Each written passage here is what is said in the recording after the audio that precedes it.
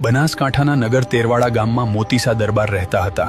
અતળક સંપત્તિ અને માન સન્માન હોવા છતાં તેમના નસીબમાં સંતાનનું સુખ નહોતું. ગામ લોકોના મેણા દરબારના હૃદયને કોરી ખાતા હતા, છતાં અડગ શ્રદ્ધા સાથે તેઓ દર પૂનમે ચોટીલા ચામુંડાના દર્શને જતા હતા.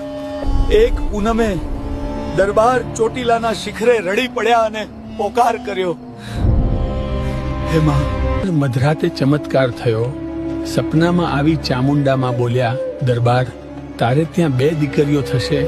અને સમય વીત્યો. વસંત પંચમીના દિવસે દરબારને કેસુડાના ઝાડ નીચે એક તેજસ્વી બાળકી રડતી મળી. દરબાર સમજી ગયા કે આ મારી ચામુંડા છે. ત્રણેય બહેનો મોટી થઈ અને ઓગણનાથ બાપુની મઢીએ જઈ ભજન કરવા લાગી. પણ ગામ લોકોએ દરબારના કાન ભરવાનું શરૂ કર્યું. લોકોની વાતોમાં આવી મોતીસાએ ત્રણેય દીકરીઓને ઘરમાં પૂરી દીધી. આ જોઈ ઓગણનાથ બાપુને દુઃખ થયું અને તેઓ રાત્રે ગામ છોડી ચાલ્યા. ત્રણેય બહેનોએ ઘરનો દરવાજો તોડી નાખ્યો અને ગુરુ ઓગણનાથની પાછળ જંગલ તરફ દોટ મૂકી. આ બાજુ ગામ લોકો હાથમાં લાકડીઓ અને તલવારો લઈ સાધુ અને દીકરીઓની પાછળ પડ્યા. જંગલમાં માહોલ તંગ બની ગયો હતો.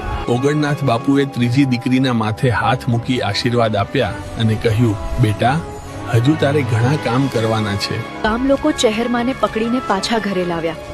પણ હવે ચહેરનું રૂપ બદલાઈ ગયું હતું. તેમની આંખોમાં અલગ જ તેજ હતું. ગામમાં કાળો કેર વર્તાવા લાગ્યો.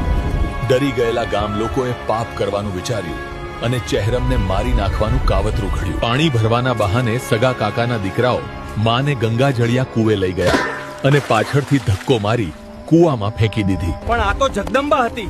મારવાવાળા ઘરે પહોંચે તે પહેલા ચહેરમાં જીવતા ત્યાં ઘરના ઓટલે બેઠેલા મળ્યા.